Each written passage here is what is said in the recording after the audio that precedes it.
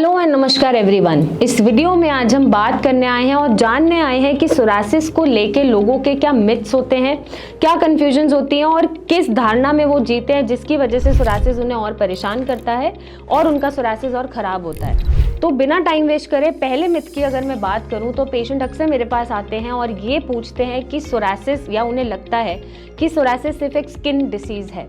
Psoriasis skin disease से कहीं ज़्यादा होती है, सिर्फ स्किन पे वो दिखती है क्योंकि आपके स्किन सेल्स टारगेट हो रहे हैं आपके इम्यून सिस्टम के द्वारा।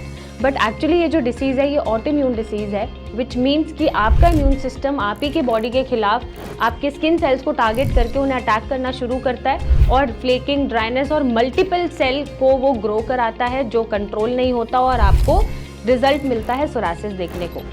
नेक्स्ट मिथ ये होता है कि सोरासिस एक कॉन्टैजियस डिसीज़ है, विच मीन्स अगर सोरासिस है किसी पेशेंट को, उनके साथ जो भी रह रहा है उन्हें भी सोरासिस हो जाएगा, या उनके साथ खाने से सोरासिस हो जाएगा, या उनके कपड़े पहनने से सोरासिस हो जाएगा। ऐसा नहीं होता। सोरासिस एक नॉन कॉन्टैजियस डिसीज़ है, मतलब ये एक इंसान से दूसरे इंसान को नहीं फैलती है।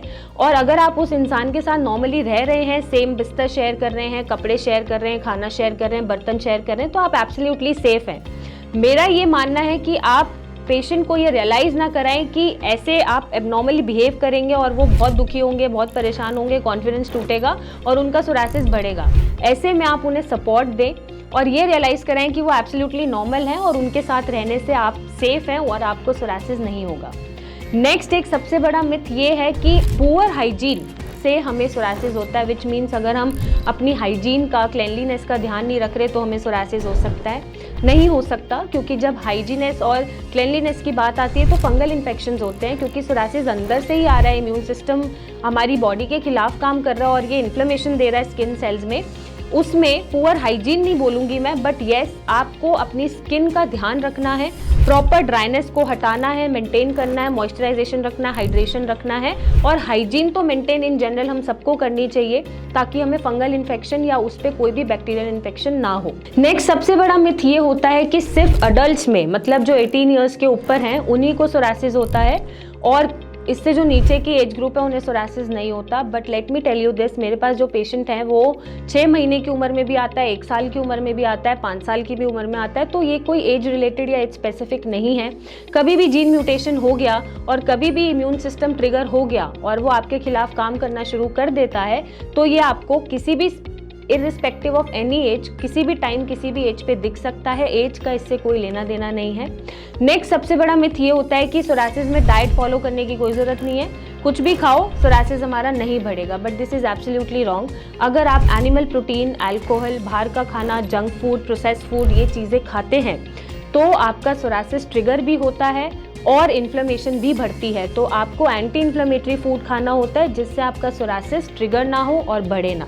नेक्स्ट सबसे बड़ा मिथ, इनफैक्ट ये पहला मिथ होना चाहिए था, जब आप गूगल करते हैं तो आपको दिखता है कि there is no cure for psoriasis, psoriasis कभी ठीक नहीं होता और अगर आप मैनेज कर सकते हैं तो स्टीरॉइड से ही मैनेज कर सकते हैं, जो कि सबसे बड़ा मिथ है या गलत चीज़ है, क्योंकि हम आयुर्वेदिक ट्रीटमेंट से सोरासिस को ठीक भी कर पा रहे हैं बिना किसी स्टेरॉइड के।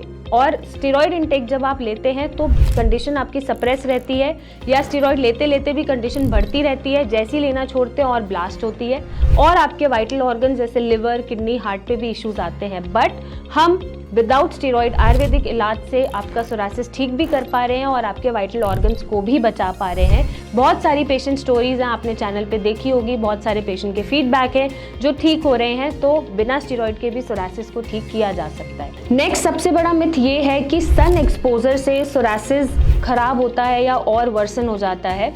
The fact is patient to patient situation बदल जाती है। किसी पेशेंट को धूप में जाके खुजली, जलन बढ़ जाता है, किसी पेशेंट को धूप से अच्छा लगता है। तो जो आपको सूट कर रहा है आप वही फॉलो करें।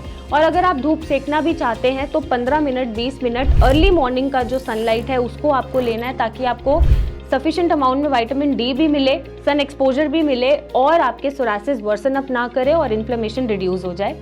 नेक्स्ट सबसे बड़ा मिथ है कि स्ट्रेस का सोरासिस से कोई लेना देना नहीं है। जो स्ट्रेस में होते हैं तो उनका सोरासिस नहीं बढ़ता या फिर स्ट्रेस से सोरासिस नहीं होता, ऐसा कुछ भी नहीं है, क्योंकि ऑटोइम्यून डिसऑर्डर का जो ओरिजिन है या ट्रिगरिंग पॉइंट है वो स्ट्रेस ही है।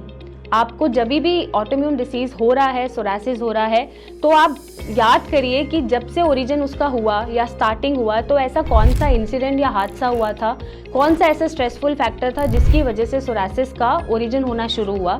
और स्ट्रेस होते ही आपका ऑटोइम्यून सिस्टम ट्रिगर करता है और आपकी कंडीशन को बढ़ाता है। नेक्स्ट सबसे बड़ा मिथ ये है कि सोरासिस सिर्फ स्किन को ही इफेक्ट करता है, जबकि ऐसा नहीं है। कुछ लोगों में सोरासिस पहले जॉइंट पे आता है फिर स्किन में निकलता है, और कुछ लोगों में सोरासिस पहले स्किन पे आता है फिर जॉइंट में भी पहुंचता है, जिसकी वजह से उनकी जो शेप्स हैं बोन्स की वो भी डिफॉर्म्ड हो जाती हैं, अपनी शेप बदल लेती हैं, इन्फ्लेमेशन हो जाता है, चलने में प्रॉब्लम आती है और उनको सोराटिक आर्थराइटिस भी बन जाता है। डीप डाउन सोराटिक आर्थराइटिस को भी क्रॉस करने के बाद वो हार्ट में भी पहुंच जाता है। तो सोरासिस सिर्फ स्किन तक सीमित नहीं होता है, उसकी सिवियरिटी पे डिपेंड करता है, क्रॉनिसिटी पे डिपेंड करता है कि वो किस हद तक आपके इंटरनल ऑर्गन तक पहुंच गया है। और लास्ट सबसे बड़ा ये मिथ है कि सोरासिस का कोई इलाज नहीं है। जैसा मैंने पहले बताया कि जब आप गूगल भी करते हैं तो आपको यही दिखता है कि there is no cure for psoriasis. ऐसा नहीं है। सोरासिस को बिना किसी स्टेरॉइड के भी ठीक किया जा सकता है। हमने बहुत सारी वीडियोस बनाई हैं, हम बनाते रहते हैं, पेशेंट को आपके सामने लाए हैं ताकि आप भी अपने सोरासिस से ना डरें, उसे एक्सेप्ट करें और उस पर विजयी पाएं। तो अगर नहीं पा रहे हैं, नीचे दिए गए नंबर पे आप मेरे डॉक्टर की टीम से बात करें, हमसे मिलने आएँ और अपने सोरासिस को ख़त्म करें। Thank you and take care.